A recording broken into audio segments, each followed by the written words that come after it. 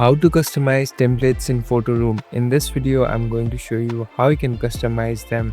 First of all, open the application. Now in this home page, you'll be able to see different type of buttons and different type of customization and templates.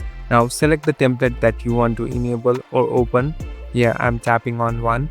So I'm being loaded to the editing interface. Now here I am. Now again, simply tap on this photo. So here on the bottom, you'll be able to see different options and different tools that are available. Now you can transform it however you like. So here are different customizations that are available. Now you can even change the style of the text, the whole image, and even replace it, and it'll be done. Thank you for watching this video. I hope this video will help you.